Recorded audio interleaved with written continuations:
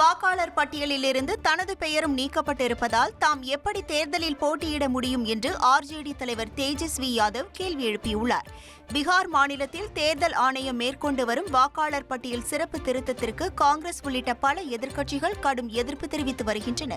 முறையான ஆவணங்கள் இல்லாதவர்கள், 2 இடங்களில் வாக்காளர் அடையாள அட்டை வைத்திருப்பவர்கள் என லட்சக்கணக்கானோரின் பெயர்களை வாக்காளர் பட்டியலில் நீக்கிய பிறகு மாதிரி வாக்காளர் பட்டியலை தேர்தல் ஆணையம் வெள்ளிக்கிழமை வெளியிட்டது. இதுகுறித்து செய்தியாளர்களுக்கு பேட்டியளித்த பீகார் முன்னாள் துணை முதல்வரும் ஆர்ஜேடி தலைவருமான தேஜஸ்வி யாதவ் மாதிரி வாக்காளர் பட்டியலிலிருந்து தன்னுடைய பெயரும் நீக்கப்பட்டிருப்பதாக தெரிவித்தார். எனவே தன்னால் எப்படி தேர்தலில் போட்டியிட முடியும் என்றும் அவர் கேள்வி எழுப்பினார். இது ஜனநாயகத்தின் மீதான கொலை எனவும் வாக்காளர்களின் உரிமையை பறிக்கும் செயல் என்றும் அவர் விமர்சித்துள்ளார்.